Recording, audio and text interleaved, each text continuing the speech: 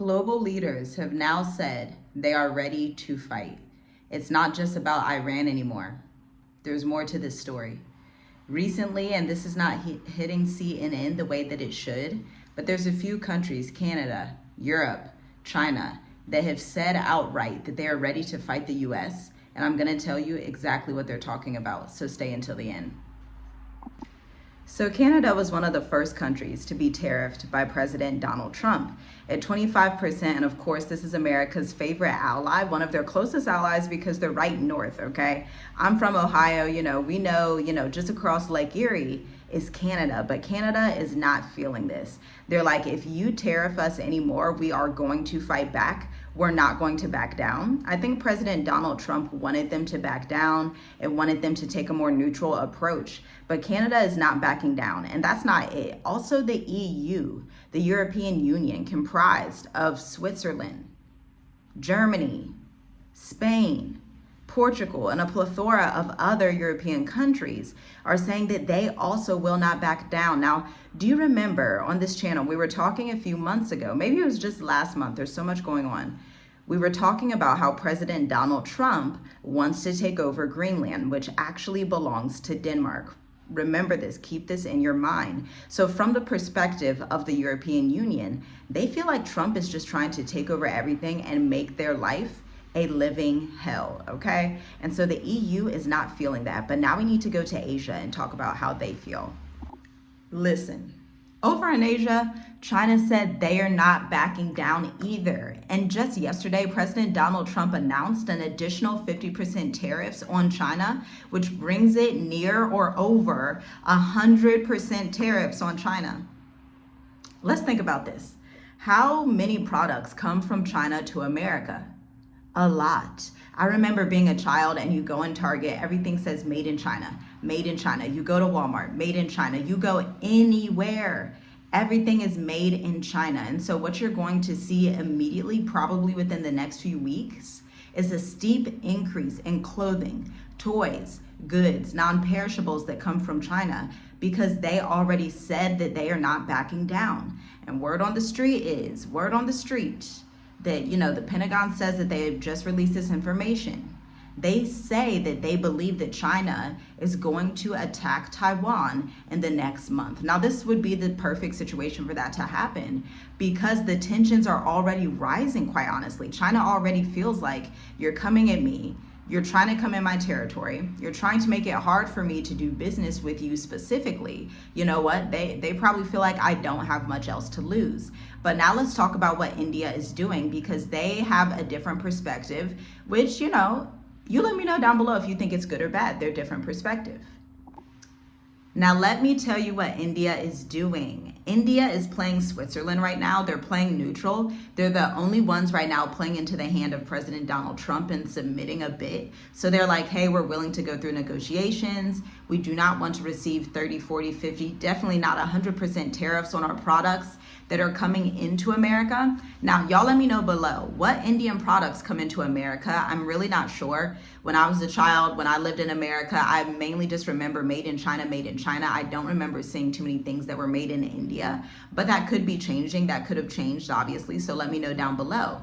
But they are taking a neutral approach. They said they don't want the heat, they don't want the smoke, they don't want to deal with all of that. They're like, you know what, I'm not angry at you. We used to be allies. We're typically cool, because India is not best friends with Pakistan. And so they're like, let's find a way to make this work. Let's negotiate. Now, I need to let you know, over the weekend, Iran and the US just escalated tensions, okay? There was a ship over in over in Iran, and Iran allegedly started firing at that ship. And so now Iran and the US are literally like this. They're at the closest they've ever been to full out, just plain Iran-US war, okay? Literal war, okay? This has never happened. America has never had war against Iran specifically. Typically, they're doing things by proxy. Typically, they're doing different things in Afghanistan, Iraq, but Iran is the big deal of that area, okay? Iran is like, everybody knows in the Middle East, Iran is the top-notch people that has their army together, okay? okay? And so this is a story you're going to want to watch closely, especially if you're someone that is thinking about traveling. You may want to divert those travels and pick up a flight that goes directly to Ethiopia, directly to Kenya, directly to Nigeria. This may not be the best time to fly in the vicinity of the Middle East or to even be in the vicinity of that place, okay? Especially if you plan on traveling Africa, you plan on just, taking a vacation, whatever it is you're doing, or maybe you saw that new visa that Dubai has for content creators and entrepreneurs, and you were like, hey, let me just go to Dubai real quick. You want to really discern these times and ideally go to somewhere in the Southern Hemisphere.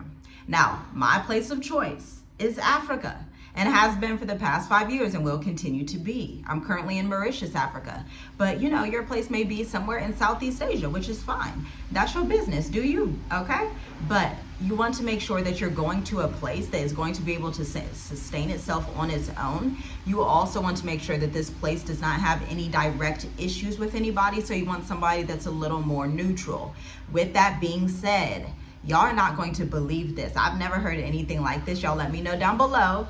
Now we're gonna focus on the African continent, Southern and Eastern Africa to be specific, okay? Because there's a couple countries that are working together in the next 2 weeks. Again, not hitting CNN. The only way I know about it is because I watch local news stations. And so there's a couple countries that are working together to do some military drills in the Indian Ocean off the coast of Dar es Salaam, Tanzania. Let's get into it. So a lot of people are like, oh my gosh, this is fear mongering. We need to do more positivity. But listen, these countries must not believe it's fear mongering. Now I'm gonna name them for you. Djibouti, Eritrea. Now, if y'all don't know, y'all should watch some documentaries on Eritrea because they have a port that the entire world wants access to. Look that up. Djibouti, Eritrea, Tanzania, South Africa, Comoros, Mozambique, and Mauritius are doing drills in the Indian Ocean off the coast of Dar es Salaam, right near Dar es Salaam. They're parading up and down the coast, essentially the Swahili coast, okay? They're parading up and down to secure the area, to work together, and to have unity. Now, I do believe that it's great that these countries are having unity, especially across Southeastern Africa, all the way from South Africa, all the way up towards the Swahili coast. Now, Ethiopia is not a part of these drills as of right now, for whatever reason. I don't believe Kenya is a part of it for right now for whatever reason. And so if you would look at it on a map, it's literally South Africa, Mozambique, Tanzania. Comoros is like an island in the ocean, not as far out as Mauritius, but it's still an island near Tanzania. They speak Swahili. Comoros, and then they skip Kenya and go to Eritrea and Djibouti. Again, you are gonna wanna watch these documentaries about Eritrea and Djibouti. And I absolutely, love the Horn of Africa. I believe it's a fabulous place. I'd love to visit. But again, this is the time to be discerning and understand where you need to be geographically located. Obviously, the interior of Africa right now is probably one of the most safest places, okay? Also the islands, like if you think of islands that are just out the way, i.e. Mauritius, one of the safest places to be because things are heating up. And it's not fear mongering, this is reality mongering. If African countries see it necessary to do these drills and to exercise together just in the next 2 weeks, then something's heating up across the entire world. And I don't want you to be blindsided by it, okay?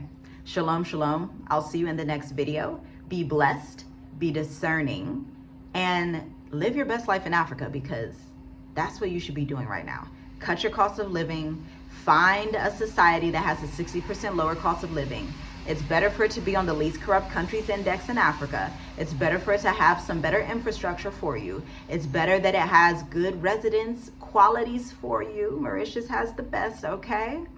But you have to do that research and find out for yourself. Shalom, shalom. Until the next video, let me know what your biggest takeaway was. And share this with somebody who needs to hear this. Share this with somebody that says, oh my gosh, we can't do fear mongering. Oh my gosh, this is reality. We need to see the signs of the times and move accordingly. Shalom, shalom.